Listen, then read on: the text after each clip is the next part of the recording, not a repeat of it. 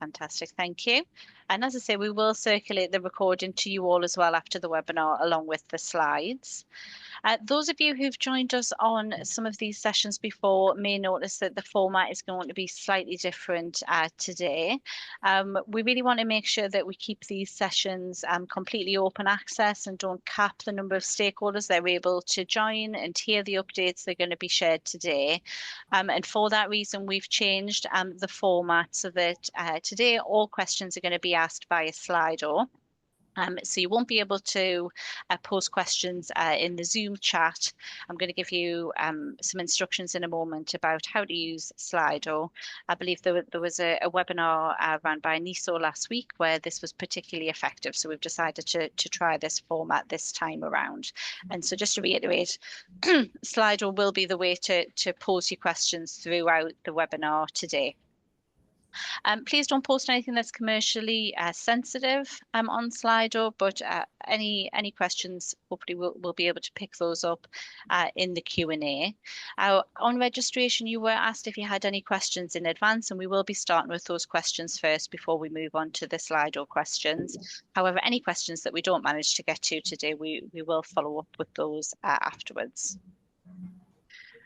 So post your questions at any point during the presentations. The Q&A section is towards the end of the session, but it will take a good proportion of today's time. But post your questions throughout as you think of them.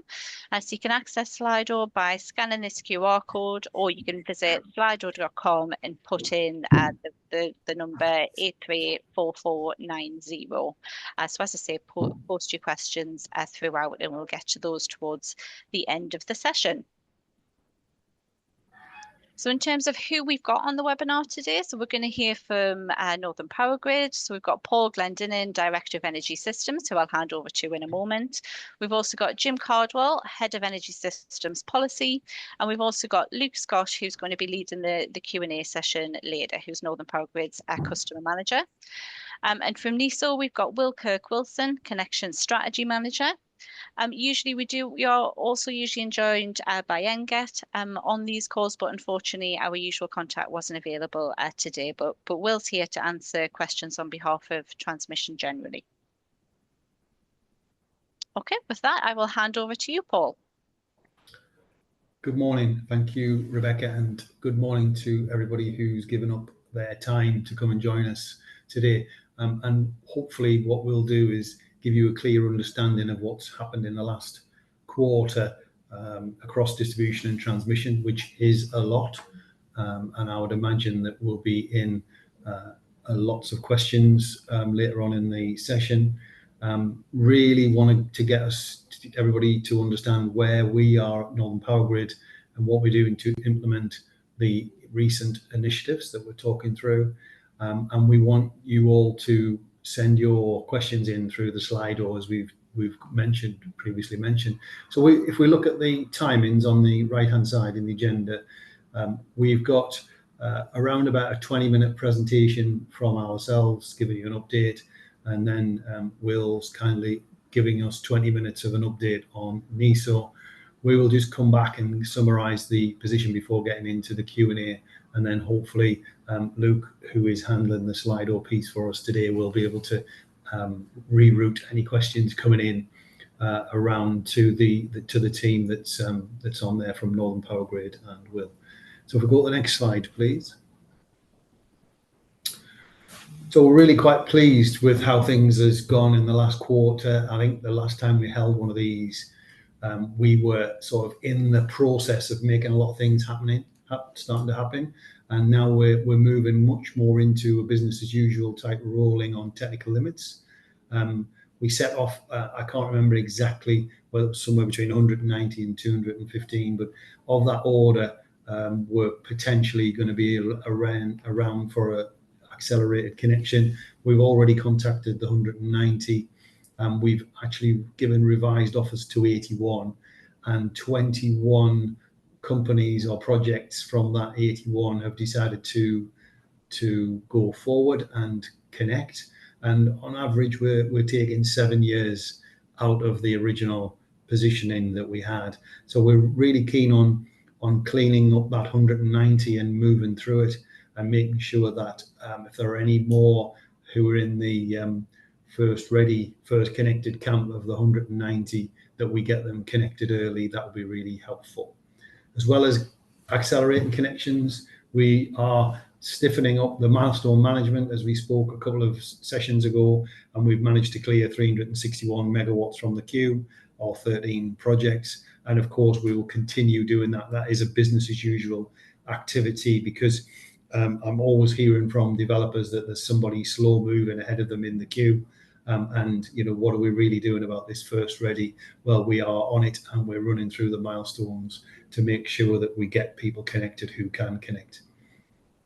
We did have a little bit of a lull on the transmission access for the two-step offers, and of course now I can bring you through at this quarterly webinar that we've got 31 of those agreed with NESO, and we're now making offers on those, and we've got a session coming up to discuss how that will take place, and Jim will be picking up some of the detail on that. And of course, Northern Powergrid, we had a backlog of getting documents across for transmission access, the TIAs, as we speak about, and now these project progressions, the average time to submit is now under 3 months, which was a position that we made. We said we'd have it done before Christmas at the last session, and so we've managed to do that now. And of course, we brought that in early, which is great news for everybody out there. And of course, when good projects are there, we need to speed those good projects through. Good projects that have all of the attributes that we need, those ones will be pushed through, of course, and the queue will be starting to clear from those slower moving or impossible to move projects that are in the queue. And of course, we've all been working, a big team here at Northern Powergrid, participating in the connection reforms, including the Clean Power 2030 initiative, which is in the press at the moment, and how that would work. And those changes we're expecting Q1 2025. In terms of Northern Powergrid's positioning, we may be able to put in another session before Q1 2025 to just give a heads up of where this is headed. But I would imagine Q1 2025 there will need to be detailed webinars to go through the changes that's bringing to us. And then the other point I wanted to raise, so everybody's got awareness, is we are looking at how we handle inquiries about projects, about the queue, that's who's in the queue, because obviously there's that many inquiries. It is hard to handle them on a one-to-one basis. So we're looking for some self-serve website-based tables and documents, because in Q3 alone, we've had over 500 emails and phone calls, direct requests for inquiries about the transmission queues and how we're going to accelerate the projects that can be accelerated. So we'll talk more about that. Next slide, please, Becky. Before I pass over to Jim on some of the detail work, I just wanted to show you where our positioning is. We do have a high level of activity in terms of offers accepted, but nowhere near as high as the year before. If you see the peak that we received in 23-24, where accepted offers in our DNO were the highest in the country. We've seen that slip back with majoritively a reduction in the large storage projects. So obviously the market is starting to tell us that large storage is running out of road. So 24-25 is a different picture to where we were in 23-24. The graph on the left shows in megawatts, and the graph on the right shows the quantity. So you can see the difference in is about the larger battery storage projects. So I think just to set the scene on where we're going, lots going on in this sector, and we'll endeavour to answer as many questions as possible on Slido, but I'll pass to Jim Cardwell.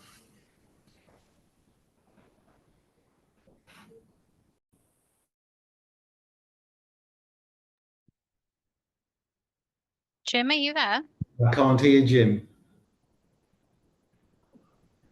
Yeah, little problem with the mute button there. Is it all? There we go. You're back there. Got you now. Excellent. Thanks, Jim. So yeah, good to be here this morning and just sharing a bit more detail about what's going on here underneath those headlines that Paul just talked about. So just what we're talking about here, I suppose, is the Technical Limits Initiative, which, as many of you know, is the big initiative that we've used to good success so far, and more to follow in terms of those 21 projects that are now in build. That we couldn't have said that 3 months ago when we were with you. So we've gone through various phases of that, from those first 200 projects that entered that process back at the end of last year. And of course, as this slide says in those sort of grey bars there, there's still quite a bit of mop-up going on because for various reasons, customers aren't ready to proceed at certain times. So we're going back through that list of customers all the time to see if we can advance people forward. And at West Melton and Thorpe Marsh, that's a particular site where we've had that wasn't possible to move it forward quite in such a straightforward manner because due to the interconnectivity of those two sites. And you'll see that on the next slide, actually, when we get onto that.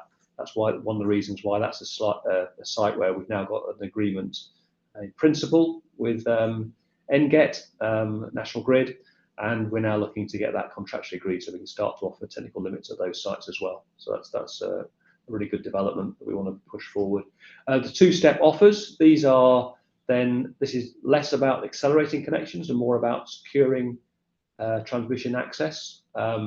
And these were quotes that you accepted with us in 2023, and we've now moved through, and we've now got 31 offers agreed with NESO.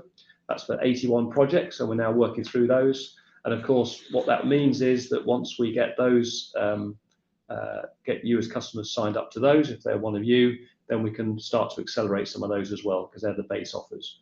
And we think there's probably of those 81, there's probably 24 customers that we can accelerate with that, because at the moment they're the ones on existing grid supply points, and then as in common with many other parts of the country, we've got a number of new grid supply points, and at the moment we can't connect under technical limits at those sites at the moment. That's on the list of things that are in development to try and bring forward as well. And as Paul said there, very much our mindset now is about new normal business processes. It's the final row of this chart here, where we're talking here about moving into new business as usual processes, and this is where connections reform is going to come into this and work out how that fits as well. But we think this process of accelerated connections is here to stay as we move through those sites. So next slide, please, which is where we go on to the grid supply point. So sort of in traffic lights terminology, if you like, this is our 40 grid supply points. This is where we're up to. The green ones, they're the ones that were near the top of that slide that you just saw. So the phase 1 and 2. So if you as a customer were in receipt of a standard transmission offer and you weren't happy with the lead time on that, these are the ones that have been moving through then to be accelerated onto technical limits. And we've got those agreements in place between us and the transmission parties, and we're rolling those things out and have rolled out a lot of them. And then we get into a couple of places in the ambers. So the first one in from the left, the first amber there, that's where the West Melton Thorpe Marsh, as I said, that's where we're working on that, contractually getting that solution in place. But after, in principle, we're working out a way to do that where those two grid supply points are interconnected, and we need to think about how a delegated limit works at a grid supply point that's interconnected with another one, if you see what I mean. And then at Stella, we're just dealing with an issue there at the moment where that's on pause at the moment because we're just looking at correcting something there in the Stella area. So we're working through that issue as well with NESO at the moment, try and get that going. So the objective there is to get that unpaused, if you like, and moved across into the green that we've got there. We've got a number of sort of untested areas here. These are the same six that have been on our webinars in the past, and these are sites where they may have capacity, or they may have transmission capacity, that is, or they might also have restrictions, but they're relatively untested because they haven't had a lot of customers there. There's no Appendix G, there's no statement of works process put up there, so that would need installing as and when we get customers who want to connect at those grid supply points. So that's what they're doing there. And on the red, on the far side of this, on the right-hand side of this chart, you see those areas. And you can think of those in two batches, really, those red sites. So often NEEPs end pits more. These are ones which there's no reason why technical limits couldn't work there, apart from the fact that there's very little headroom. So there's actually, when we've looked at the sites there and we've spoken with the customers there, actually the amount of headroom that we've got and the amount of curtailment that would be necessary to work within that technical limit means that really they're quite impractical. So they're the sort of conversations we're having with customers at those 3 sites. And then at the other 4 areas, Drax and downwards, they're the ones where we've got some issues mainly around fault level that stop us rolling out technical limits. That technical limits in its current guise doesn't work there. Doesn't mean they're forgotten, it just means that they haven't been involved in the first phase because they're in the harder to reach, kind of harder to do pile. So we need to come back on that and work as an industry to work out, well, what will be the solution for accelerating those in the future. And probably that will probably wait until after the connections reform work to see then what the connection queues are looking like as a result of that. Let's go forward, please, Becca. Thank you. So this is about what we're doing to securing that transmission access for newer projects. So this is customers that have accepted with us this year, I'll rephrase that. Accepted last year, but this means that we've had a prolonged kind of interaction with NESO to get offers for those sites. And these are the so-called 2-step offers that we had back. So these were sites where initially the customer only got a connection time, but not a price, and a location. So we've now got these back. There's high volumes of them. These are the 81 customers. There's 31 offers that we've agreed. We expect another 3 contracts to come through. They were ones that needed sorting out. They weren't quite right, the first ones that came through to us. So we've had to have quite a back and forth between us and the transmission parties. They're going to get sorted this month, we expect. And then we've got an upcoming webinar that if you are a customer affected, if you're in this category, that we're looking to get something set up next week to be explaining that to you and having a Q&A there as well, so we can answer any questions you've got about that, about these 2-step offers and how that works for you. And yeah, and finally, just say that we appreciate that this is a lot of you are very interested in this, want to know what's going on with your projects. It's just taken us a bit of time to work through that detail and make sure the offers are right before we can share them with you, and we'll be covering that on the webinar. Next slide, please.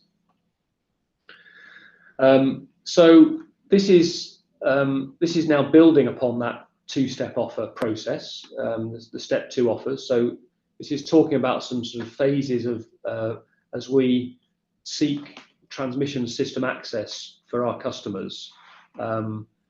These are the sort of batches we're in. So we've got these step 2 offers that I've already talked about, and then we're into transitional offers. This is transitioning between now and the new world of connections reform, which I'm going to come on to in a minute, and then Will's going to talk about as well.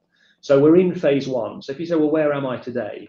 If you are somebody who accepts an offer and has accepted an offer recently with us, or is accepting an offer with us today, then you're in phase 1.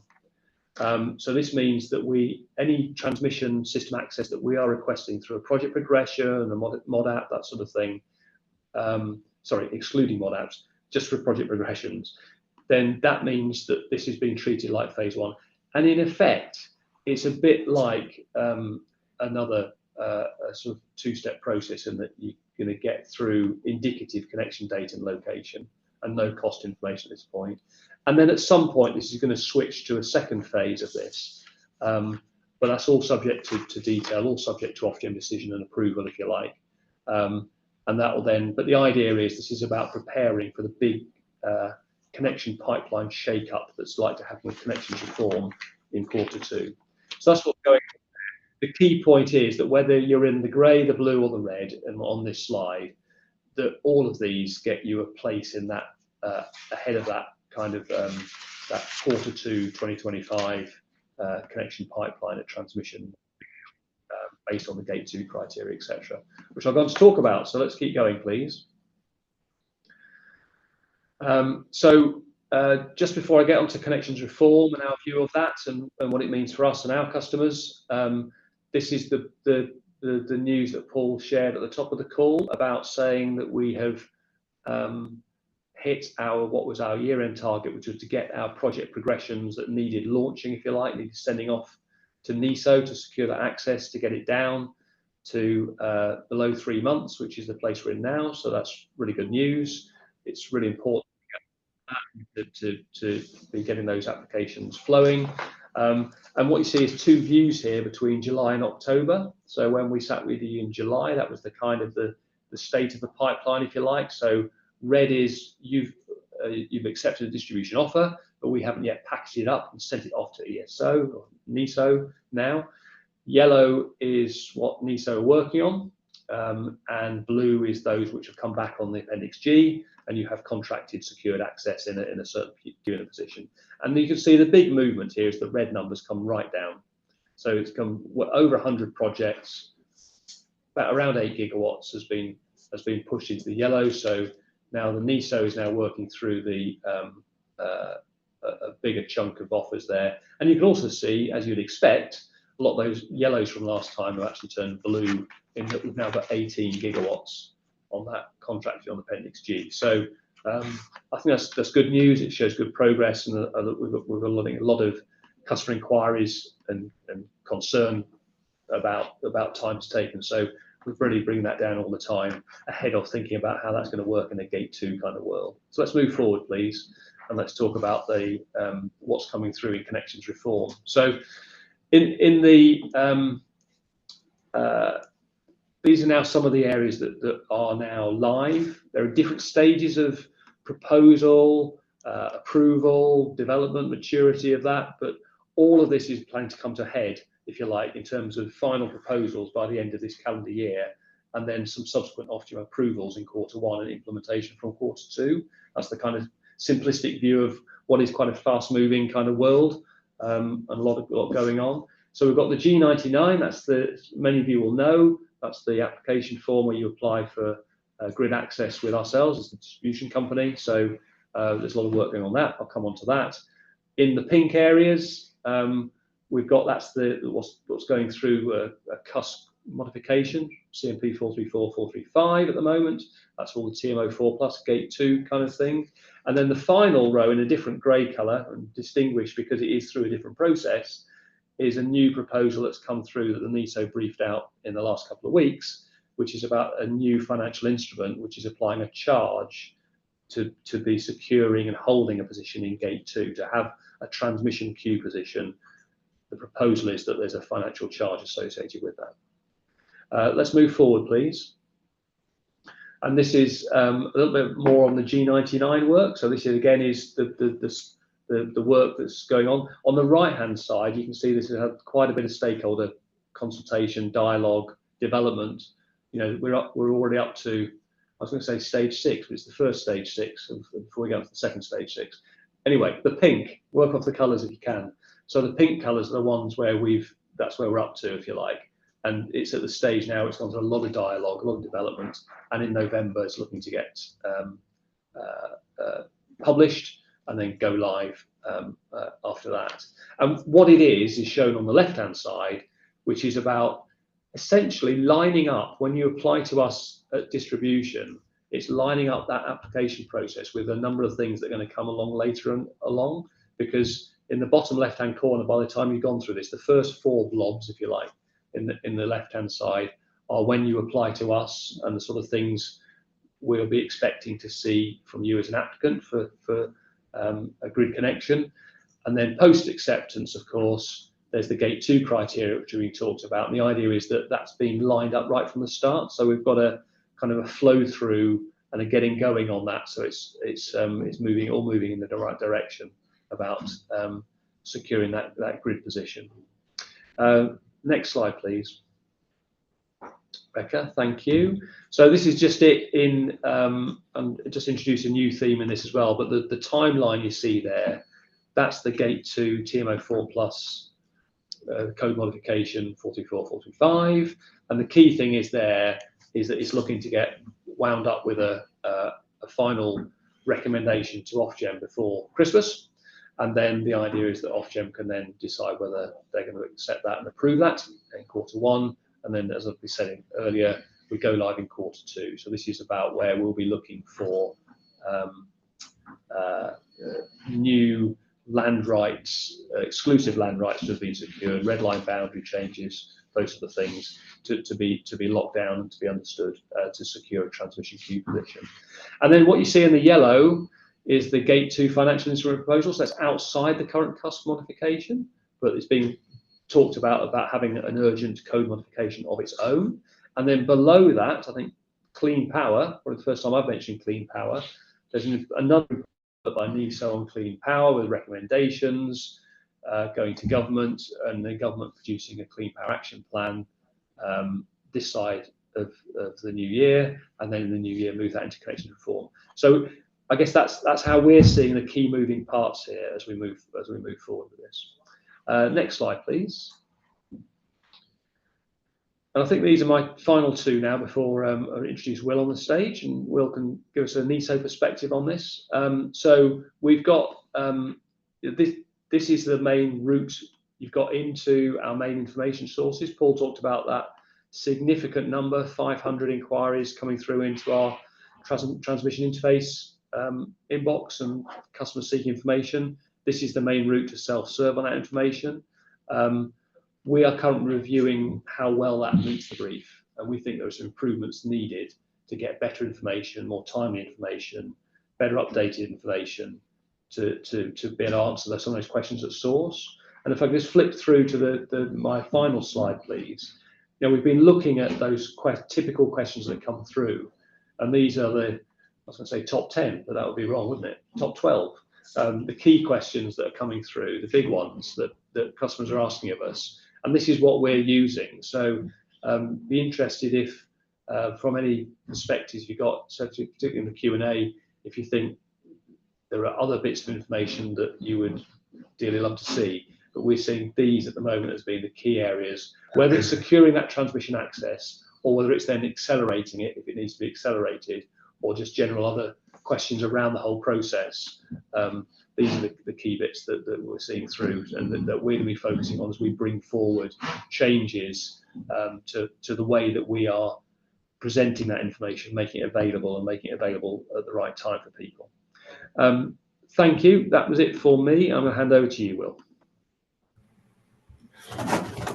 Thanks, Jim. Right, thanks, Jim. Good afternoon. My name is Will Kirk-Wilson, and I am the NESO Connection Strategy Manager. The focus of my team is storage and improving the transmission distribution boundary, which is very much a focus of connections reform. Before I start, I'd like to mention that the ESO is now the NESO.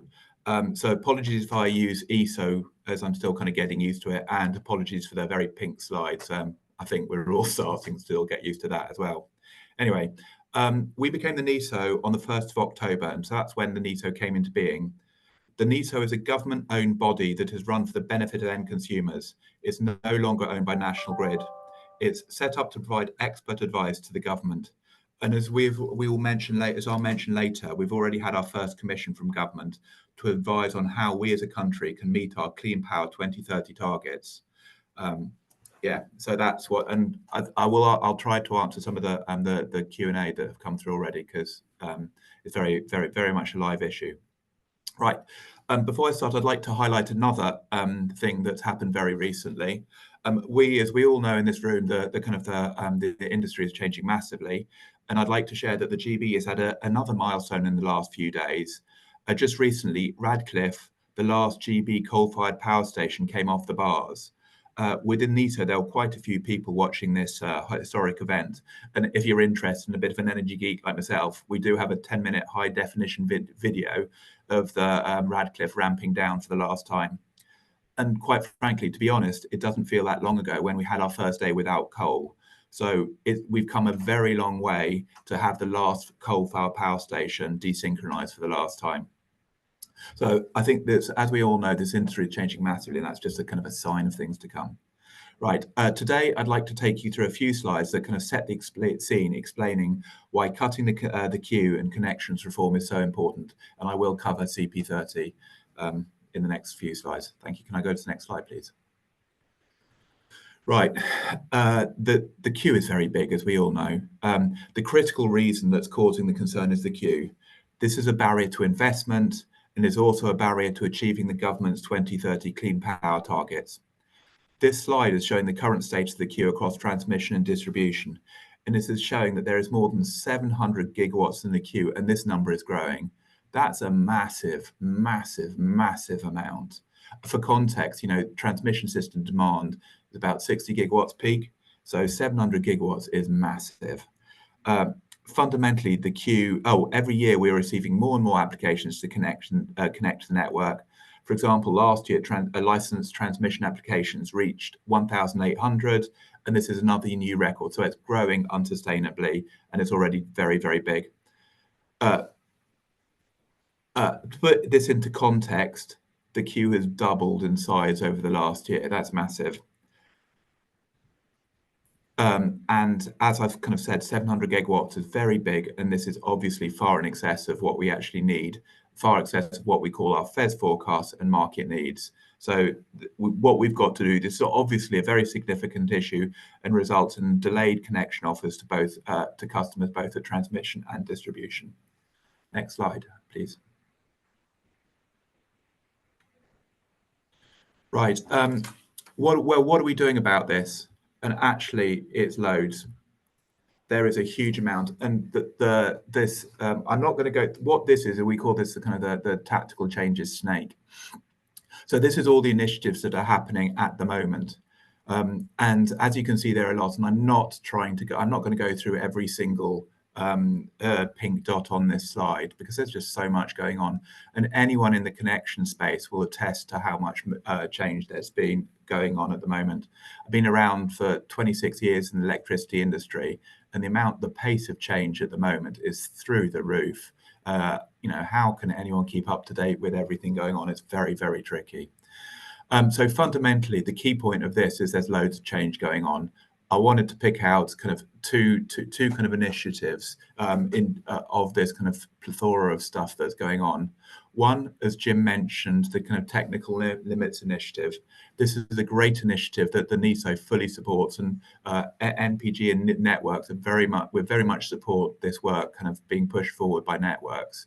So this is where we accelerate the connection of embedded customers by connecting them ahead of transmission reinforcement behind an A&M, with those customers going firm once the transmission reinforcements are complete. So this was very much one of the very tangible things that networks are pushing forward to try and tackle the queue. And there's been a huge amount of success through technical limits. So much so, we've done, as Jim said, we've done phase one. We're kind of going phase two and trying to push it out further and further. In addition to that, the other kind of project initiative that I was wanting to highlight is something called accelerated storage for BESS or storage. This is kind of similar to technical limits, but at the transmission level. And for this, we're doing the same thing. We're accelerating transmission connected customers, but instead of behind an A&M, there's a kind of a process that runs D-1, where the parties are notified ahead of real time and curtailed at their at zero compensation. So it's kind of similar to tech limits, but on the transmission side. So those are kind of the two initiatives I kind of wanted to highlight. But fundamentally, the point I'm trying to make in this slide is how much is going on, because there is a lot going on. Next slide. However, despite this, it is still not enough. We're accelerating tens of gigawatts of connections across the network, which is very significant, but that's not kind of more needs to be done. Radical change is needed. We need to go further and faster. Otherwise, we need to fundamentally shift the dial. Therefore, we've recently raised the kind of urgent code reform mods we've got a slide on that a bit later called TMO4 or connections reform. These code changes propose to implement the connection form process to the whole queue, existing and new connections, transmission and distribution. Next slide. Right. So, as I mentioned earlier, we are now the NESO. This is a government body that has been set up to provide expert and impartial advice to government, and we've already received our first request. Government has asked us 1.5 months before we are even the NESO about what is needed to be able to meet the clean power targets. Therefore, we are currently developing a practical plan of what is needed to deliver clean power by 2030. This is something networks are doing because it's all together through the ENA to make sure it's a transmission and distribution plan. This is a big ask, as fundamentally GB is one of the fastest decarbonising energy systems in the world, and we are being asked to make it even faster. So it is very much a challenging but achievable plan. As we all know, this industry is really complicated, and that means we need to create a credible plan and cover all of the complexity of the industry. This means we need to identify what generation is needed to ensure system security so we can meet winter peak, but also provide the system services to manage a safe, secure and stable system that can provide clean energy to customers safely, securely and economically. To briefly touch on some of the questions in Slido, one of the specific outcomes of CP30 is defined by the Chris Stark emission control. It's to cover the locational requirements in the analysis. Generation and demand needs to match. Generation and demand needs to match on a national level and within technical limits. And therefore, the NESO, together with network companies, will create regional buckets which will be set considering total generation needed for an area across transmission and distribution. The implementation vehicle for this will be connections reform, which CP30 refers to. So connections reform is a key enabler for delivering the CP30 targets.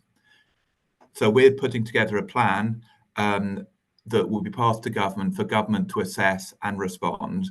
And we're expecting the government response end of this year, start of next. Next slide, please. So TMO4 plus. TMO4 plus and CP30 go hand in hand. Apologies for the name TMO4 plus. It's not the catchiest of names.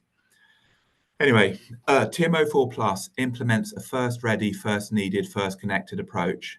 This is a very significant step and a fundamental industry step change from first come, first served. Originally, TMO4 plus was first ready, first connected. However, the introduction of clean power has changed the strapline to first ready, first needed, first connected.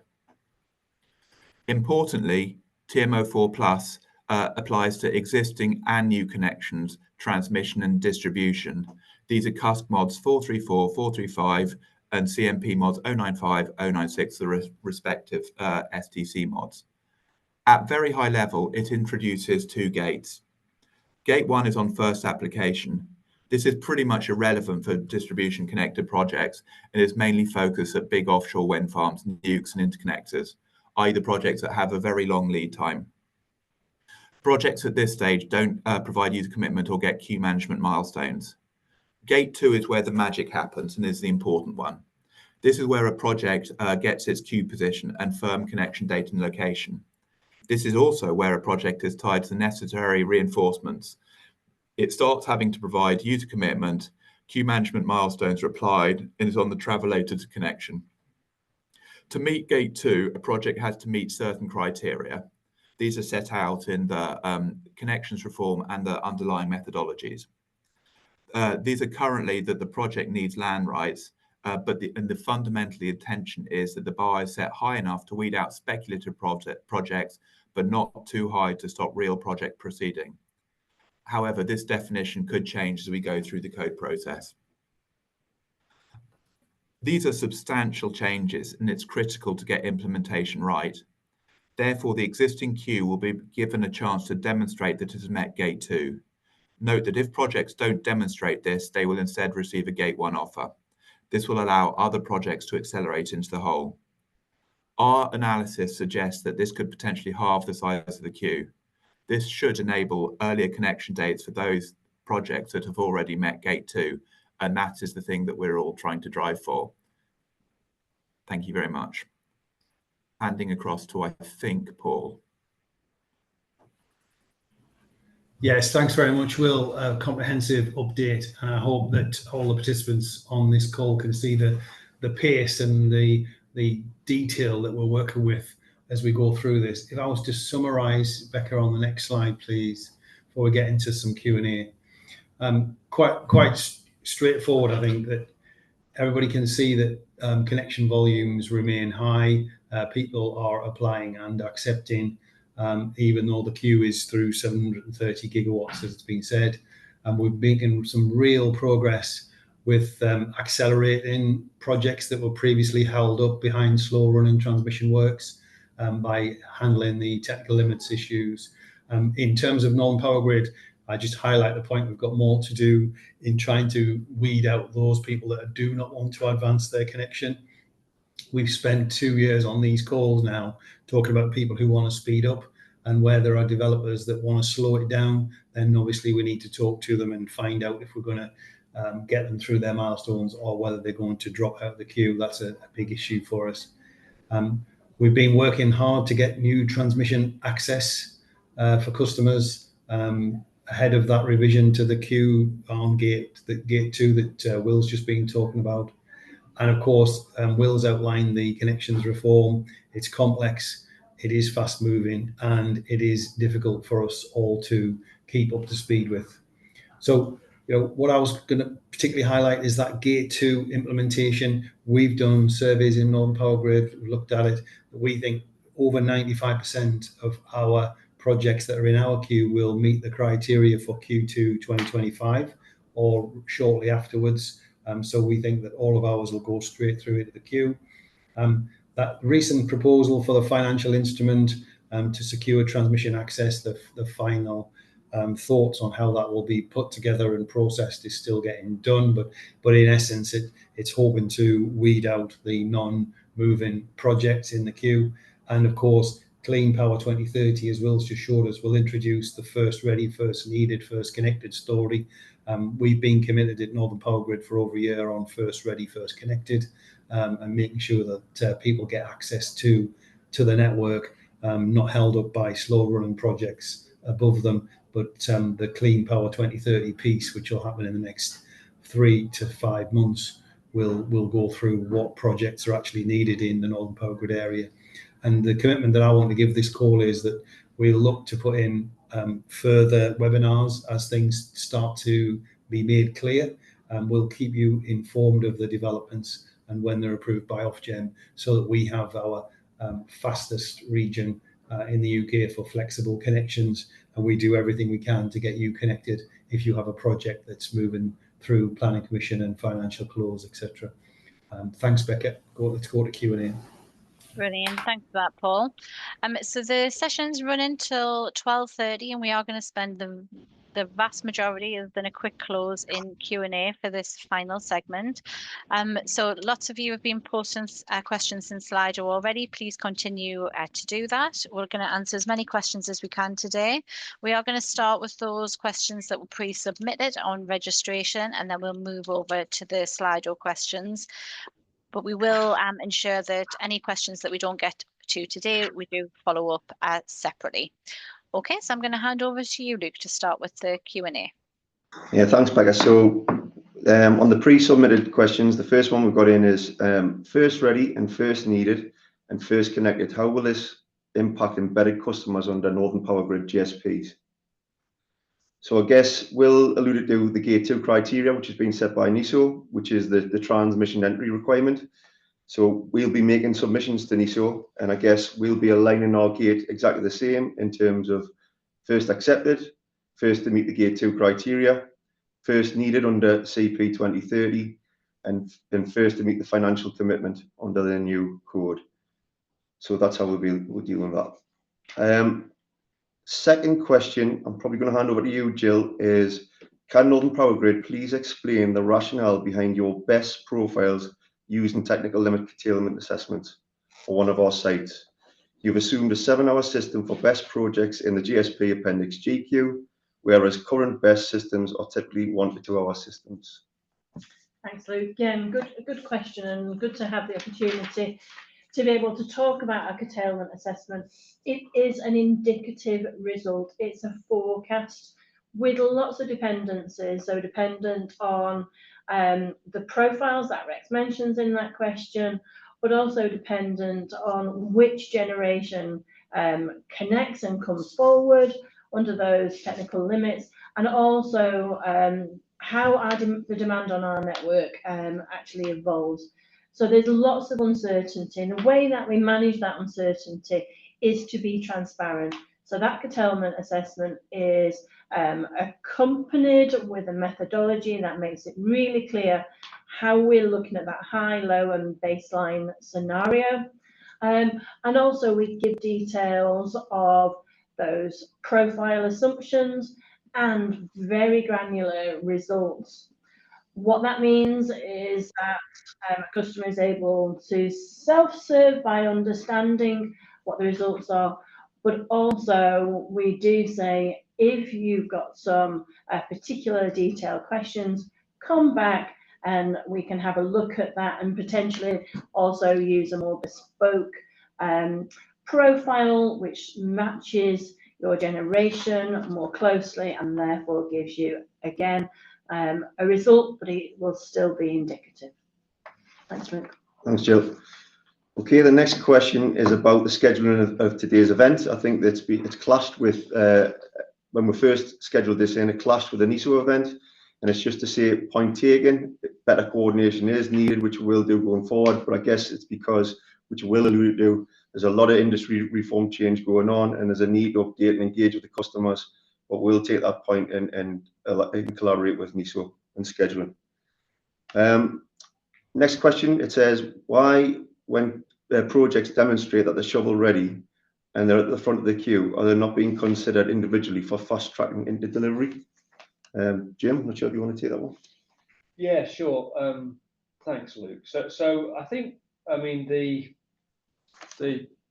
it's that first ready, first needed, first connect principles that are underlying everything that we're doing now, and that's driving some of the work that we're already implementing on technical limits, and that is about, for example, there's a number of, being ready to go is just one of the criteria. Being shovel ready is one of the criteria for technical limits, isn't it?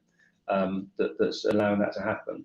And I think being ready to go, being shovel ready, is one of the principles that's then underpinning a lot of the other changes going on. That's what's underpinning the introduction of Gate 2 and getting transmission system access going there. And so I think it's going to continue to be a sort of a check question and a principle underlying a lot of the change that you're seeing going on, either in the stuff we're doing today or the stuff that as industry we're trying to move forward with and get in place in the next year. Thanks, Jim. Next question is, when TMO4 Plus is implemented, can you confirm the likely process for advancing connections that will meet the Gate 2 criteria, and how will the Gate 2 queue be prioritised? I think I've sort of already answered this question around the new Gate 2 criteria, which NESO have put in place, but the proposal as it is around meeting the land requirements, along with CP 2030, meeting the technology type, and also with the new financial commitment, being financially committed. So next question is, for delivery of best to support the network, permitted projects stuck behind zombie projects are the low-hanging fruit. Is there a structure in place to support this? Jim, do you want to take that one? Yeah, so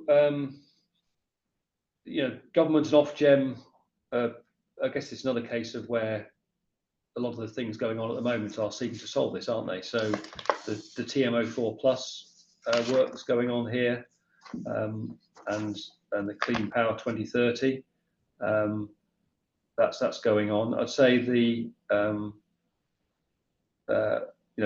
all those are looking to see how can we get, and it links back to the other question actually, doesn't it? The previous question about shovel ready. This is about saying how can we get these projects that are ready to go to move up and get them connected. So I think it's across a range of areas is how to say it, Luke. Yeah, thanks.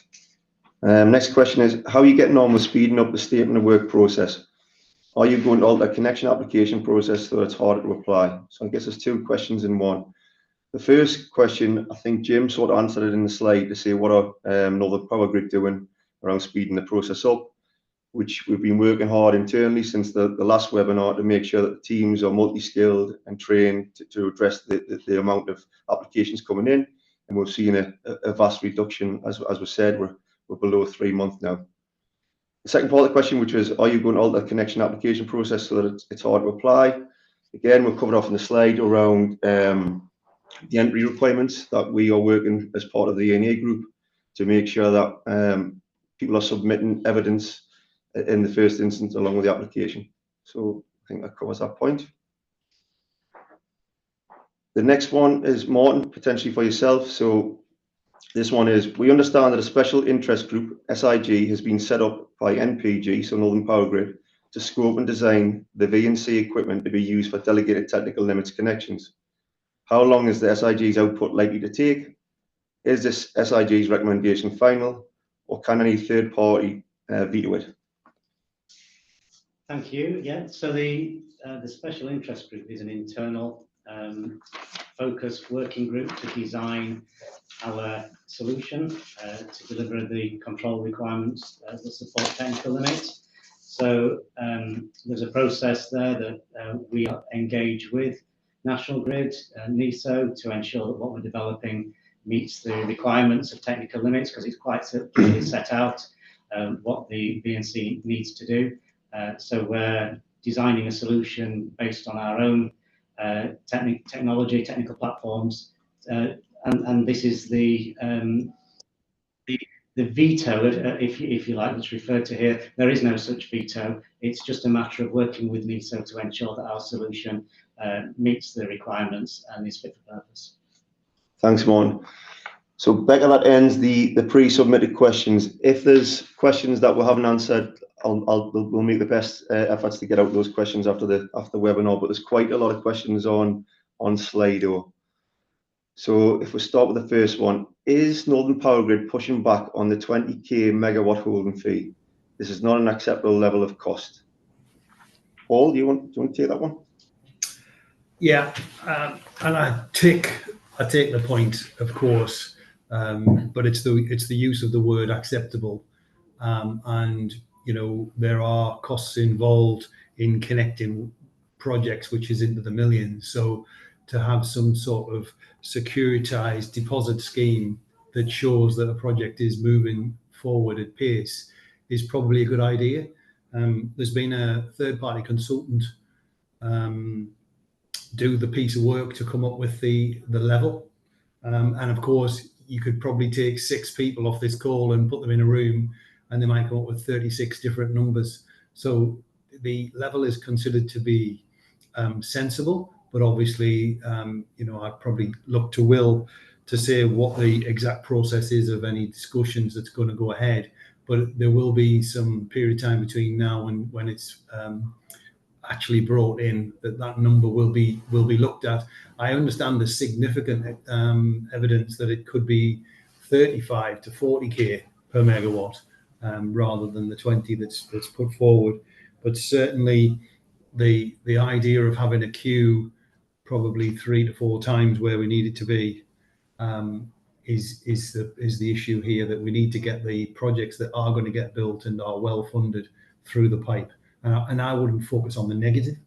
I would focus on the positive of getting things built for CP 2030 in a timely fashion. I hope that helps. I don't know whether Will can come off mute and say something about the procedure to go forward with that mod.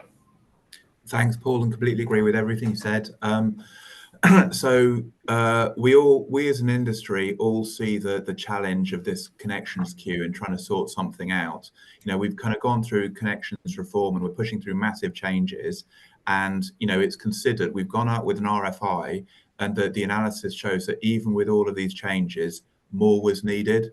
So financial instruments is kind of the next step, trying to push it forward. So we all recognize there's a problem. We need to do something pretty serious about it. You know, we all recognize there's a defect, as Paul said. What are we going to do about it? Right. So the NESO has kind of taken it to TCMet taken the idea. So we've had, as Paul alluded to, kind of consultants in to kind of calculate what the right number is. And it's not a cost, it's a security. And that range of was, as Paul says, between 20 and 40 pounds per megawatt. So, you know, we've gone for the bottom end of that. It will now kind of go through as you can imagine, there was some robust discussions at the industry forums. And now the NESO will reflect on the feedback before putting this back, you know, starting the code process to kind of put this through. So there will be ample opportunity through the code process to comment on this, and we all know what the code process is like, so that's absolutely fine. But yes, the NESO has presented this to industry. There has been robust feedback, and we're taking away to reflect on that feedback before submitting it an urgent code mod that should kind of go through the normal industry code governance. Thanks, Paul. Yes, thank you, Will. And obviously, we've been working with this now at Northern Powergrid for the last month or so, but it'll be fresh to some people on this call. So we wanted to mention it because it's going to be and have some impact on how we get into Gate 2 for our customers. Back to you, Luke. Thanks. So the next question is, your ECR database doesn't match up your pipeline lookup tool. Are you looking to align the databases? And the answer is yes. So there's work ongoing now, and that should be updated in the next couple of weeks. So I'll answer that yes, confidently. Next question, can you comment on Northern Powergrid's area regional needs to align distribution demand and generation connections with Clean Power 2030 requirements? Jill, do you want to take that? So we'll be waiting for the government's output from the 2030 to understand what those requirements are. That's the first aspect of this. To understand what the direction of what the quantities and where those quantities are, the technology types. When we've got that, we'll be in a position to work out what that means in terms of our customer pipeline and work with customers to make that the reality that the NESO are requiring for that pathway. Thanks, Jill. Okay, next one is Northern Powergrid deal with the sharing of supergrid transformer costs differently to other DNOs. Are there plans to harmonise? Does anyone want to take that? Yeah, I can have a go at that, Luke. So yeah, thanks for the question. Yes is the short answer. There is a group within the Energy Networks Association that is looking at what the different approaches to transmission charging are and looking at what harmonisation could look like, both in the short term or the longer term. You'll all understand that there might be some quicker things that can be done, and there might be some longer term things that need to be done. And I think it's about, a lot of that work is about just understanding what some of these differences are. I think broadly, we share some of our practices with some other DNOs as well. So if there's any more, appreciate that this is not the time to dive into the detail, but I'd be interested in any more information that the questioner's got on that. If they want to send that through to us, we can engage more specifically on that if they want to understand any more details of that. Thank you. Thank you. Next question. What is the plan to keep decarbonisation projects, i.e. a hospital want to install 1.5 megawatt of rooftop solar at 11 kV out of our TIA or 2-gate process? Jim, is that? Yeah, Do you want me to have a go at it? Go on then, Mark. Oh, sorry, Jim. Yeah, I think the first thing I'd mention is let's not forget that the vast majority of that size of co-located renewables on existing demand connections can be connected anyway, due to the ability to put export limiting devices and the like on. So, but Jim, I don't know whether you want to pick it up from a policy direction perspective or anything that's going off in the industry around the looking at the 1 megawatt limit that we've currently got in place. Yeah, sure. So the other thing I was going to add on top was just that point that there is a discussions ongoing about what should be the limit for referral. What should be the size of export down embedded in the distribution network that's going to have a material impact on the transmission network. What should be treated as just overall base, sort of in the mix, if you like, and what should be given in an individual transmission impact assessment. So there is some work going on that at the moment to review that going forward to see what that size should be, and to exactly address this point, I suppose, that work out what different arrangements are appropriate for small, medium, and large generators and with their impact on the grid. Thanks, Jim. Martin, so we've got a technical limits question. Are you seeing a high number of technical limit offers not being accepted? And if so, what have been the reasons? Yeah, thank you. I will not say we're seeing a high number not being accepted, but we are still working through the process. So we're currently looping back to customers that haven't accepted, and we are asking those questions. But if you wanted sort of a subjective perspective from it, I think perhaps the reasons that customers might not be accepting is one, that their project is not ready to proceed, or not funded, or concerned about the consequences of milestone management if they don't proceed. And I think specifically in the question, it was, is high curtailment a factor? And I think that's probably one of the least relevant factors. I don't see a lot of customers saying they're not coming forward because of the curtailment calculations or estimates that we're providing. Okay, thanks, Martin.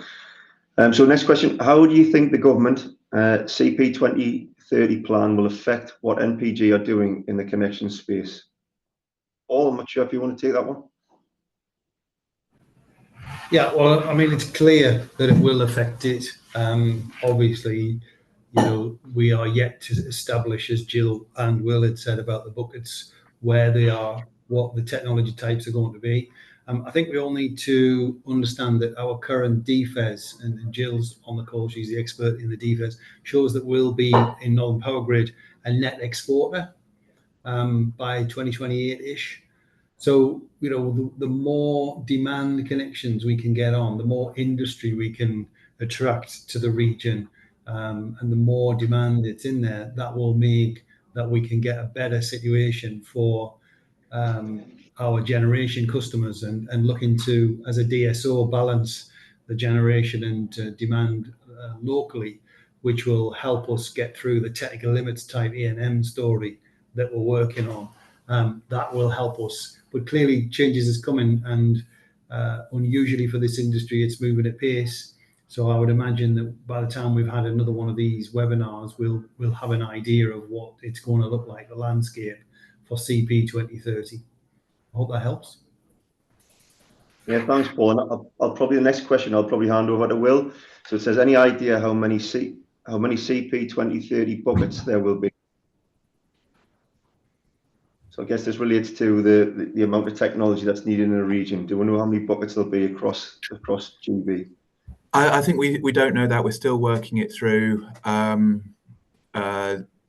We don't know that. I think we're still working it through, and ultimately, we're going to have a recommendation to government that ultimately government will then turn around and decide what it will be, and then effectively tell us. So at the moment it'll be regional, but we don't know level detail. Probably it's not going to be down at GSP level. There'll be some level of regional granularity. Apologies, I can't be more specific because I don't think we know yet. Okay, well, and just while you're on, I've got two questions. So first one is, have you considered how a gate 2 charge of 20k megawatt is going to decrease competition out there? So the whole point is, I think we've alluded to already a few times that the current queue is far too big. 700 gigawatts plus 800 gigawatts maybe by the end of the year. There needs to be some drastic action to tackle that. We got in consultants, and the proposed suggestion was between 20 and 40. This is something that will go through industry consultation. We welcome feedback about, what is the appropriate level. Our consultants have indicated £20 per megawatt. This is something that we are proposing to tackle a very serious problem with the current queue, and we understand that this is quite drastic action, but drastic action is needed. If there's pushback, as there undoubtedly will be through kind of industry consultation, that's absolutely the right road to kind of be advancing the arguments and suggesting an alternative figure. Is that okay? Fine, thank you. Thanks. And Will, one more question. So it's on one of your slides. So compared with the 726 gigawatt, what is the actual required demand generation required in gigawatt? I don't know. Can I point people at the FES? So what will happen is the FES kind of will set out the pathways, kind of the background. The CP30 is based on one of the scenarios in the FES. So I think what is best to look at is when we're together with Network through DNA is going to create a solution, a recommendation to government, and then government will then turn around and kind of say this is their decide what they want to do for their plan. So I think it's best to either look at the FES if you want an answer now, or wait for the government plan when it's ultimately published end of this year, start of next. Thanks, Will. All this next one is around heads of terms, so I'm going to point it your way because I know you're heavily involved. So please, can you elaborate on the G99 heads of terms point? Do heads of terms need to be signed before we can apply for a D offer, or just before we accept our NPG D offer? Yeah, so the current thinking is that the application pack that gets sent in with the mandatory part 4 and the electrical design and the layouts and the land boundaries, that we would ask for, as well as the LOA, to see the heads of terms signed between the two parties in principle, because that would then line up with the 36-month option agreement that needs to be signed before gate 2 acceptance. So the current CMP describes that requirement at gate 2 as a 36-month option. We, in our first engagement, suggested that you would come as a distribution customer with your 36-month option signed with the LOA at the application stage. And we took quite a lot of negative feedback on that, saying that was too much money to spend before the application. To which most of the networks companies' line is, well, spend all the money that you need to, then apply later in the process, because the grid connection queue is how it is, and you're not speeding anything up by getting an application in now. The key moment was that some developers spoke to the teams and said, look, the way forward is to downgrade the option to legal heads of terms. And so the current positioning, which will be broadcast on the 28th of October webinar with ENA, is that the heads of terms will be signed and issued with the application into each DNO. I hope that helps. Thank you. So, Martin, question for you is Northern Powergrid thinking about requesting enduring technical limits from NESO? There is lots of megawatt queuing with very little curtailment, but unknown reinforcement costs. Yeah, thanks, Luke. So enduring technical limits is something that a number of customers have asked us for. Obviously, it would be beneficial to them as it avoids the reinforcement costs. The industry group that we are actively participating in is exploring this as a concept, but there is no solution at this time. There's a lot of complexity about who would pay for what aspect of the reinforcement. So there isn't an enduring technical limit solution available at this time. And I would probably go as far as saying it's not guaranteed that there will be one either, but the industry group is exploring it. Thanks, Martin. Next question. If many projects already meet Gate 2 criteria, would the solution be accelerating transmission reinforcement works instead of increased financial securities? So, Will, I'll point that one at yourself if you don't mind. So, thanks. I think there's the answer to meeting CP30 is multifaceted, obviously, as the kind of the question alludes to. There's lots of things that that need to happen for us to meet it. One of those absolutely is to kind of build network, mainly transmission, actually. No, that's the wrong thing to say. Transmission takes longer, and the more connection projects are stuck behind transmission builds than distribution. So one of the things that does need to happen is to accelerate the kind of the transmission build. And if the question is kind of alluding to the Nick Windsor report, that's absolutely one of the things that needs to happen. As I think that's well recognised, the delay to kind of the obstacles in potentially rolling out wider infrastructure, and that's absolutely something the government is looking to kind of approve. But so yes, transmission asset build needs to be focused and accelerated as far as possible, but there's not just one solution, there's many solutions, which is why we've got connections reform as well, because this is a very tough challenge that we as an industry need to kind of sort out. So yes, transmission investment needs to be accelerated, but so does we need the tools to be able to allocate the kind of the transmission capacity that we've got, because quite frankly, it takes 10 plus years to build a line. We're not going to be building any new lines, even if we kicked off now, to be able to hit our 2030 targets. So this is why it's kind of a multifaceted kind of answer to the 2030 challenge.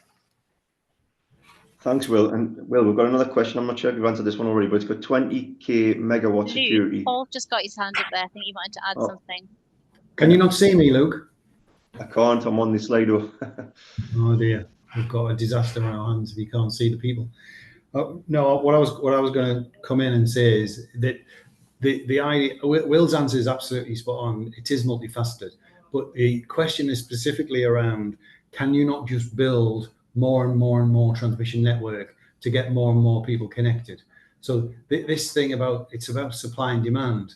So if let's say there's a 900 gigawatts in a queue, should we as a society, and this is the sort of point we've got to rest on, build a transmission network 5 times the size than we need, and somebody would have to pay for that in order to get access to everyone that wants to connect? Now, let's draw the network, and I could pick 6 or 8 people on this call that could get in a room and draw the network for 900 gigawatts of transmission, probably north to south. And when we do that, we then think, well, what's the demand going to be? Well, it'll be a very, very, very lightly loaded network. So the issue is not building to get all the connections in. It's about looking for blockages and trying to clear some of those blockages, but also trying to balance electricity demand with our decarbonisation world, with the generation that we've currently got. So that's what this is about. This is about getting the most cost efficient projects through, the most easy to get planning permission built in the right location for the country's needs. That's really what the work that's going on now seeks to sort out. That's what I want to come in for, Luke, because I just think that's so important to put that in context. It's not an either or. Will's multifaceted mind's absolutely right, but we need to try and balance off the rate of pace of everybody on this call having a heat pump and an EV, and all industry decarbonising, to the connection of renewables going forward. That's really the task in hand. Thanks, Becca, for seeing that. So, Paul, I've got a question that's just coming on the back of that. So, Paul G's point is exactly why developers are calling for tech limits to be enduring, like other TANMs areas. I understand. I understand the technical argument of E&M and balance in a GSP, and that is an area I think that needs to be gone into next. People are talking about it. Martin been talking about there on our call, the enduring technical limit solution. My point is, why would you build transmission network for 10 hours in the air and ask somebody to contribute to a £30 million bill? That's the analysis that's needed. It's a moving target. And the old system, I think, Will's on the call, and you might not say it on this public arena, but you know, we were in a position where there was 5 applications a year in 1990 for transmission access. So we're in a different world now. So yeah, enduring E&M has got a part to play, I'm sure, but it's just not, the rules is just not written for it just yet. Yeah, thank you. Next question is 20k megawatt security will disadvantage small agile developers who sell projects. What's NESO's view on the adverse impact this will have on the industry competition? I guess that's for you, Will.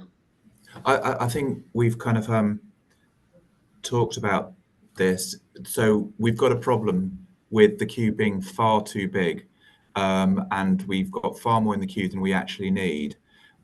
So the lack of a material financial commitment to development allows speculative resellers of projects to enter and remain in the queue in the hope of selling the project to a developer in need of a better connection queue position rather than progress with development. This leads to connection delays, wasted resources, and inefficient allocation of scarce capacity, particularly where projects are not sold and or remain dormant in the queue until they are terminated. So that's kind of the challenge that we're trying to face. Yes, it's something that's quite a controversial move, but this will go through industry government, and kind of as we've kind of highlighted, you know, some things need to happen. Sorry, Paul. No, brilliant answer. I just think what we do is we forget the scale of the challenge. I think we talk in general principles about this sounds like it could compete, could stop competition. But to an element, what we want is a competition which has got the best cost efficient for the country, i.e. the lowest cost to get plan permission, the lowest cost of technology, and the lowest type of technology that's available in that area to win. And, you know, having a bit of competition in there probably helps weed out the long runners, the ones that will never get built, the ones that will never get a plan permission, the ones that will never get the technology at the price that they need it, etc., etc. Because the drop-off rates of generation connections is well over 50% anyway. So, you know, the chances are that 70% of our queue will not get financial close. So this system that's going in now, where a financial level somewhere between 20 and 40k per megawatt, will help that speed up that 70% to realise that they're not needed and they won't make a financial return on their project. And actually, I personally think it'll not be network companies or NESO that tell developers to stop. It'll be the financiers. That might be a controversial point, but I think that's the route that we're going down. Is there will not be money in the UK to invest in 900 gigawatts of power projects. Hope that helps. Thanks, Paul. Just one last thing. Can I just completely agree with everything that's said? But fundamentally, what we're trying to do is we're trying to design a new financial instrument for projects that pass Gate 2 under the reformed connection process that removes the perverse incentives for reseller projects to enter and remain in the queue. This is trying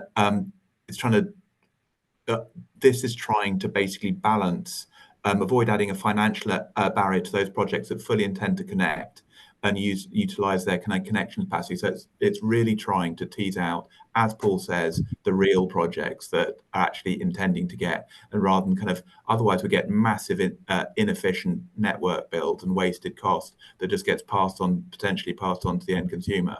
So yes, drastic change. This is quite a bold proposal, but it will go through industry governance, and industry will be able to respond and challenge appropriately before ultimately going to Ofgem for decision. Luke, just a time check. We've got around 20 minutes left of the Q&A.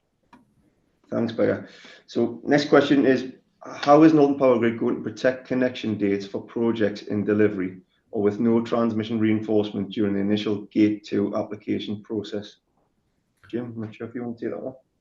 Yeah, I'll have a go at it, and happy for other colleagues to jump on if I'm misunderstanding it. But because I'd have thought that if there's a project in delivery, as the question says, or with no transmission reinforcement requirement, then I'd have thought those kinds of projects would have no problems in securing the necessary, meeting the criteria for Gate 2, and therefore I'm struggling to see at the moment what the protection, protect connection dates. Okay, so I think the risk is about connection dates changing for those projects going through. I'm not sure exactly how that process is going to work at the moment. I think the way that we would first start to protect them would be to make sure that those things are visible, that work that we've got in place, contracts that are in place, dates that are already put into construction programs, etc., etc. I think that would be the best way to start that kind of conversation. So I think it's a really good one to take away and have a think about. I think, Luke, that question, but I think that would be where I'll start from. But let's make sure the data is visible to NESO, who are doing the queue shuffle. Thanks. Next question. You can say, Luke, but Mark's got his hand up just to come in there. Oh, thanks, Becca. Yeah, I think Jim's final point sort of covered it. I mean, from my perspective, and the person that's put the question up, I know pretty well. So if you want to contact me, we'll unpack it in a little bit more detail. But I think Jim covered it. But I think from my perspective is that if somebody's already in delivery and somebody hasn't got transmission constraints because they've already got over that hurdle historically, we'll work to make sure that none of this impacts their connection dates. And clearly, what they will need to do is just ensure that they are continuing to deliver, as Jim alluded to, in line with the milestones. And if you're delivering in line with the milestones and you've not got a transmission constraint, because that suggests that you're probably pretty, it's a few years ago now, then I don't imagine for 1 minute that you get barbed on any Gate 2 issues. Thanks, Mark. So next question, why isn't the queue shut? What's the point if there's more than enough in the queue already? I'll take that, Luke, because obviously that was a discussion that has taken place in the redoing of the application forms, is that should there be a 12-month total or a 24-month total moratorium on applications until the queue works its way through. And it was discussed and decided that that wasn't a recommended point. What we want to do is to get good projects through. So, what I'm always talking to developers about is if they've got a project which has got plan permission coming and they've got the tech and they've got the money financed behind them, then if they want to make an application, then we do want to get that one connected. So, there is a moot point. Great that people are picking up on this call that we don't need any more applications out there, but of course we do. We need applications which are good, because we know on this call that 70% of our queue will not be buildable. The plan permissions won't come, the tech won't come, the money won't come. So it's finding the gems that are still out there, and that's what we at Northern Powergrid want to work with you guys to do. So hope that clarifies that one, Luke, for you. Thank you. Next question, Mon. I think there's 2 questions around KEBE, around the technical limit solution, and just where Northern Powergrid are. Yeah, okay. So KEBE has reached the point now where we've agreed technical limits with NESO. So at that point, that's a contract between us and NESO. The question really is, what about the projects that are at KEBE, and can they have a technical limits accelerated connection? So when we look through the queue and the projects that might be accelerated, we've identified that at KEBE, the projects there, the constraint, if you like, is a distribution constraint. There's no transmission constraint that technical limits would remove, enabling an earlier connection date. So we're picking up a conversation with the customers that are affected or in that situation right now. The other side to that question, I think, is you've got to bear in mind this isn't just about the customers that are in the connections queue in Part 4 of the Appendix G right now. It's those that are coming through from the Step 2 offer process. And so because technical limits is agreed, is contracted, we do expect to be able to work through and make offers to the customers that have projects that are suited to technical limits. And a key factor there which is always, and for all GSPs and all projects coming out of the step 2 processes, whether they are going to connect at their existing GSP or at a new GSP. And so those that can, we'll be able to roll through and offer technical limits connections to, but those that can't, obviously won't be able to. And that is covered in some of the slides we put off earlier under the step 2 process. Thanks, Martin. Next question, is there a preferential treatment for providing connections or accelerating connection dates for BESS when compared to other generators? Chair wants to take that one. No. Nope. Nice and easy. Okay. Next question. This is covering off on the 20k megawatt again, and I think Will's answered that question a couple of times now, so I'll move on to the next one. How is the 361 megawatt freed up through milestone management being reallocated? Jim, do you want to take that one? Yeah, sure. So there's obviously the real benefit of this is in that reallocation, isn't it? Because that's the whole point, is that it can then be reused for other projects. So procedures have been agreed by which we can reallocate any projects that have cancelled since November of last year. We can now allocate that to other customers further down the queue. There's been some work done through the ENA with all network companies, transmission and distribution, to work through those processes or principles, I'd say, and guidelines for how that's done. And there's also a lot of contracts being updated at the moment. In fact, we got through some in the last fortnight, where we're getting new contracts which sets our contractual access to the transmission system, which therefore, the Appendix G is being updated, that allows us to then go and enables us to reallocate that capacity.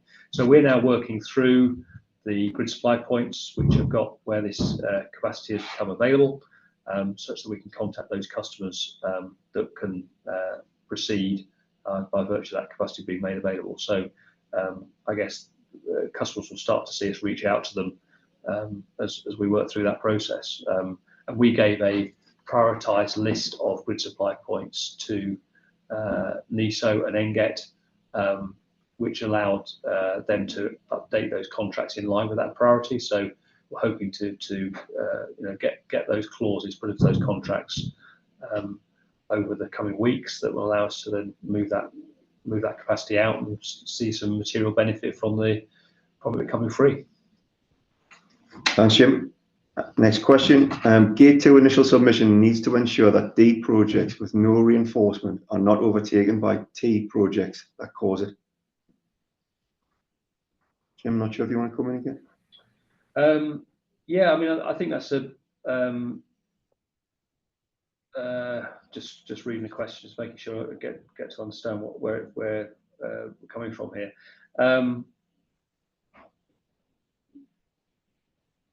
Yeah, I think this is a similar principle to that previous point raised about the protecting those customers that are not facing any transmission reinforcement and are in build. I guess this is the point about making sure that the data that we give to NESO is up to date and has got that in, because then the NESO is going to work through those queues and work out how to, for when customers are not meeting Gate 2 criteria. As Will said, at the moment, we anticipate from the RFIs that have been launched by NESO that most will, but certainly distribution. But when they don't, we need to work through that and make sure that they've got that data so that they can work through that in a fair manner as they work through those queues. Thanks, Jim. So the next question relates to the current Gate 2 proposal set by NESO. So it says, please explain the land boundary 50% bullet point on Jim's slides. So I can take that one, Jim. So the part of the proposal in Gate 2 is, if somebody wants to move their project in out of the red line boundary, they can have 50% of the maximum megawatts. So if your scheme is 1,000 megawatts and you came across something that you didn't as part of the survey on your land, 50% of that can be moved outside, but in line with the red line boundary. It can't be moved somewhere to a new location. It's just outside the red line boundary. That's that one. We've got about 10 minutes, Luke. Okay, thanks. And Martin, next one. Are technical limits-based connection offers going to be available for newer connections which have been accepted beyond the initial phase?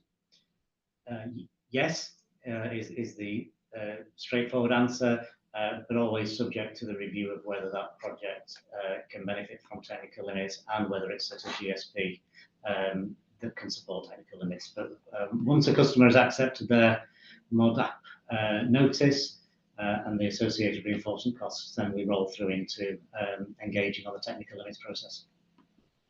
Thanks. Next question. How are NPG deciding which projects are needed when the CP 2030 review by NESO has been carried out, consulted or published? I think it does mean has not Oh, yeah, been it does, carried out. yeah. So I'll have a go at that, Luke, if that's okay. So I mean, I guess the key thing, there was an interesting question earlier, wasn't there, about the sort of granularity of the results coming out of Clean Power 2030, and Will clarified it's probably not likely to be GSP, it's likely to be regional. I guess, you know, we're hearing some of that at the same time as some of you on the call. Yeah, this is, as we've said a couple of times, this is very fast moving. So these things are being pushed through all the time. So it's, I guess, you know, the sequence of activities, I think Jill said in one of her previous responses, NESO goes first, they issue their plan to government, government then converts that into its Clean Power Action Plan. We'd expect to be consulted at that time, and then that will then determine how we then give effect to it. But we're certainly not getting ahead of ourselves at this point. We're certainly not thinking that we know what's needed at the moment, because that's the process through which that will go through. And then we'll need to work out what processes we put in place to give effect to that across our 40 GSPs, as will the others in GB. And what you'd expect if you're a customer on this who's nationally, many of you are, you know, you've got national presence, if not international, but certainly just let's think about GB. You'd expect to see some sort of fairly standard approaches to how that's rolled out. So we don't know what they are yet. We will work those out and work our way through that process. So yeah, this is very much, if the question is about saying how can you know what is needed at this stage because the report hasn't been done, absolutely, we would completely agree with that. We don't know what's needed at this stage, and we'll give effect to it when the report is done and government has given their view on what they think we should be doing. Thanks, Jim. Next question. When would the proposed financial instrument proposed to be required by? Is it proposed on acceptance of stage 2 offer or earlier than that? Will, do you want to comment on that? I thought it was acceptance of gate 2. Yes. Thank you, Paul. Straightforward. No gate 2 if you haven't accepted. So next question. When some projects do not accept the mod offer, step 2, some of transmission works may no longer be required. What is the process for NESO reassessment? Will, do you want to take that?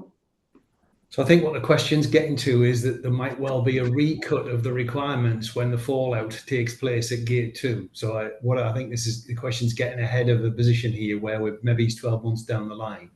70% of the queues disappeared for one reason or another, and there might be some transmission recalculations to be done. I think that's what the question's getting at.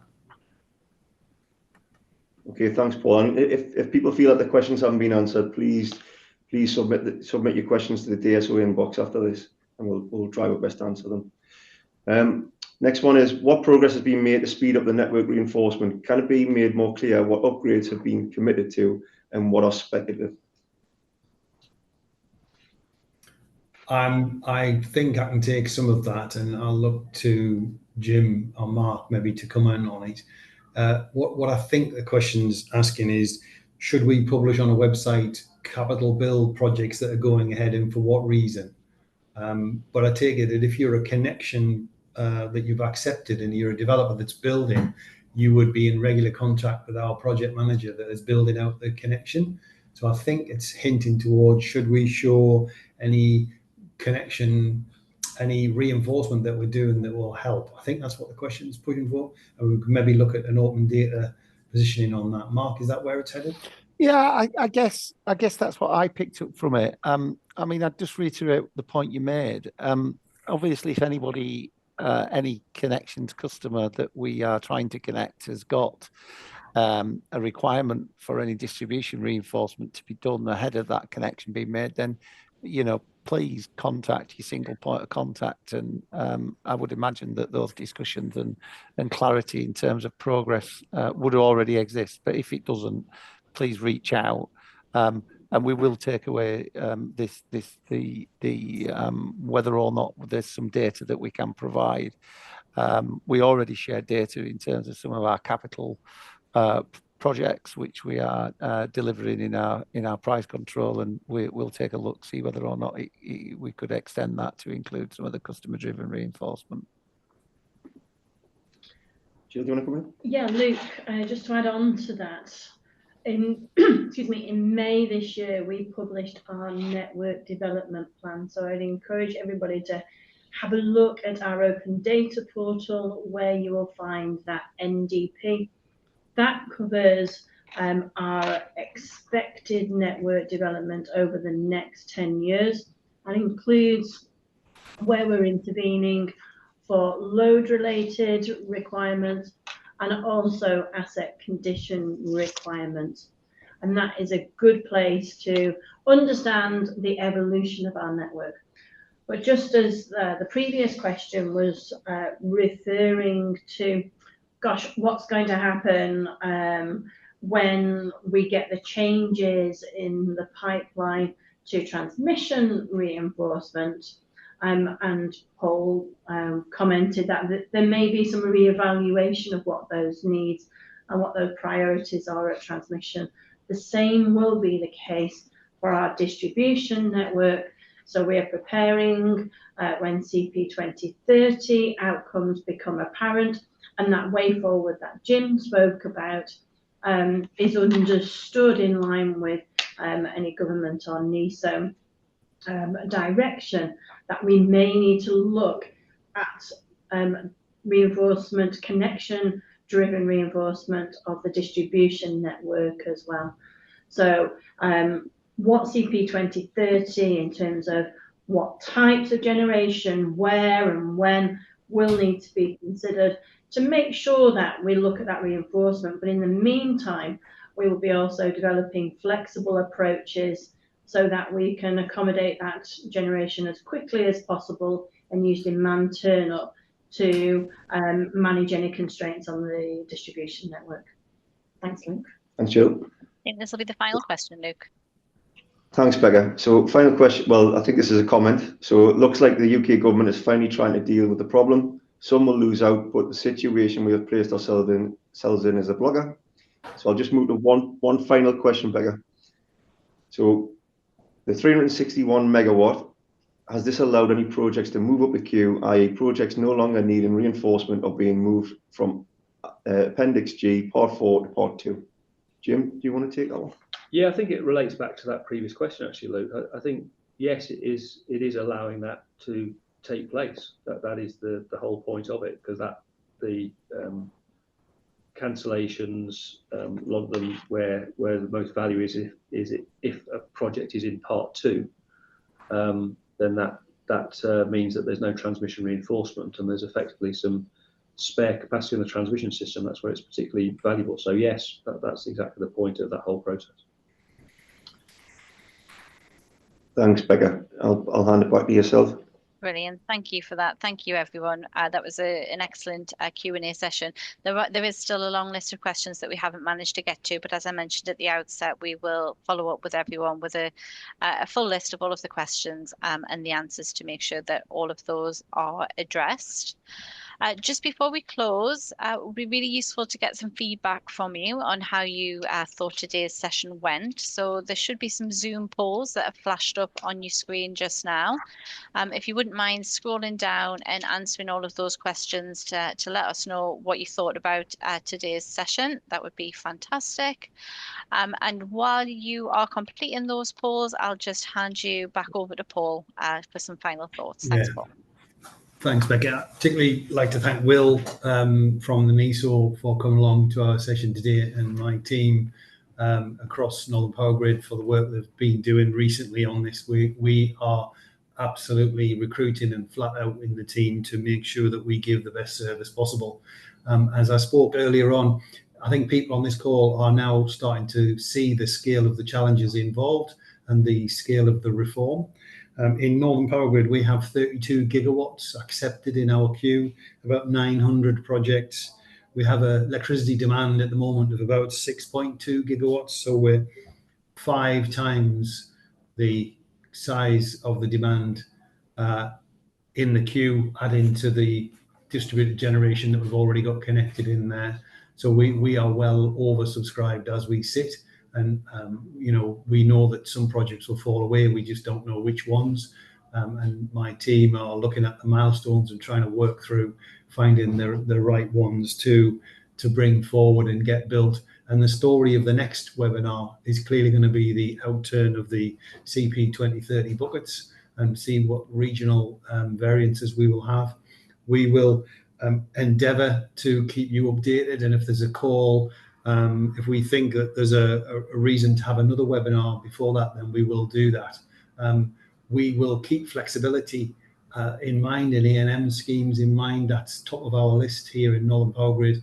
We are going to be a net exporter, so the more demand we can get in and the more flexible we can make the generation, the better. Thanks everybody for coming on and giving us your views and participating this morning. It's been really helpful for us. I hope that everybody's got something out of the session today. Thank you very much. Brilliant. Thanks for that, Paul. So yeah, if you wouldn't mind voting on those final polls, and then feel free to drop off the session. Thank you, everyone.